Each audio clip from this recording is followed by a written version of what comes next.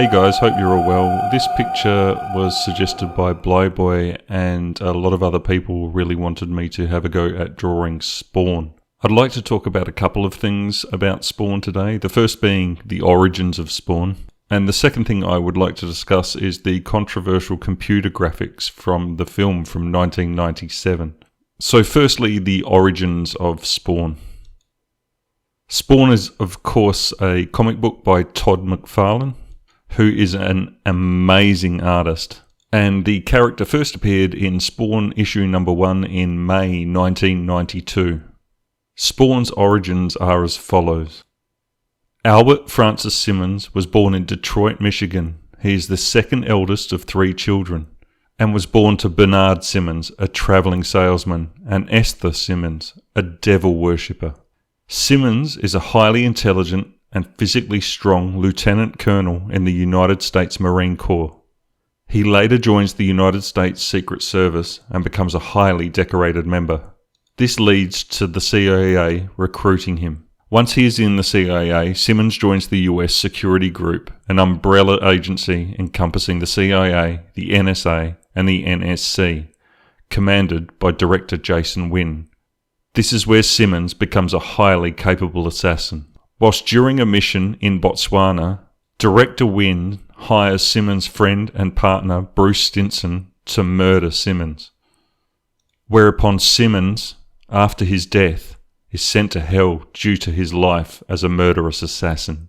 Simmons makes a deal with the devil and agrees to become a hell spawn and serve Satan if he is allowed to see his wife Wanda one last time.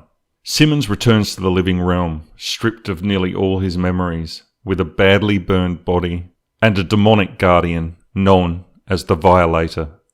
After his death and subsequent rebirth, Simmons returns to Earth in a daze, off balance and disorientated, with only vague recollections of his past. He only remembers his name, Al Simmons, and that he died, but nothing else. Occasionally experiencing flashbacks, he eventually remembers his deal with the devil, but can't remember his wife's name in order to return to her. Using his resources at the CIA, he tracks down his wife to find her married to his former best friend Terry, with a daughter named Kyan. He realizes that 5 years have passed since he has died.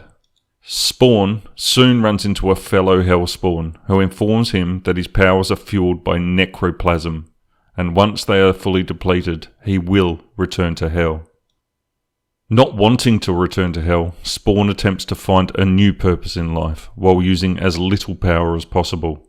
Spawn is thrust into several anti-hero adventures where he takes down street gangs and organised crime in New York City in a most brutal fashion, the whole time Violator egging him on to use his powers. I am the hugest fan of Todd McFarlane's work. I think he is one of the most amazing comic book artists alive today. And I have quite an extensive Spawn collection. Now to the second part of what I wanted to talk about, and that is the 1997 Spawn movie. Now, for some reason, this movie gets ragged on and made fun of constantly for what people deem to be extremely bad computer graphics, which I find quite strange, for at the time, it was an amazing movie. I was actually doing a course in 3D Max, a computer graphics program for doing CGI, at the time of Spawn's release. And I remember the instructor of the course showing us the movie and explaining how groundbreaking the computer graphics were at that particular time. Nothing like it had actually ever been done before. So in retrospect, the computer graphics do kind of look bad and shoddy. But the reality is that all of the plugins, the entire program, everything about it was written for scratch in those days, and it was incredibly groundbreaking. And while I wholly admit that it doesn't hold up that well when you look at those graphics today, you have to appreciate where they came from. And the movie itself, as a whole, I personally feel is a fantastic movie. So it kind of irks me when I see these top 5 worst computer graphic ever videos, and Spawn is in that list. In fact, the same goes for the Scorpion King. Whilst that kind of looks a bit awful now, back in the day when that was first made, that was groundbreaking stuff. It had never been done before. People don't seem to realize that now when you go to make computer graphics, you're using all these plugins and mods to do with your computer graphics program that take all of the work out of it. Whereas these models were all made from scratch. Rendering something like the Devil in Spawn wouldn't have taken a couple of hours like it would today. It would have taken such a long time to render that, taking vast amount of computing power. And I personally think the film should be celebrated for the seminal work that it is. So I hope in this time of uncertainty and extreme stress that you guys are all taking it easy and using your time in lockdown wisely. Tomorrow I'm going to upload some Doom Eternal gameplay. I'm playing it through on Nightmare and it is extremely difficult. I have seen other people playing it through, but the reality is that in their playthroughs, it's obvious that they've played it through on easier levels to start with. Whereas I've just thrown myself into the deep end with Nightmare, as I am a bit of a masochist when it comes to computer games.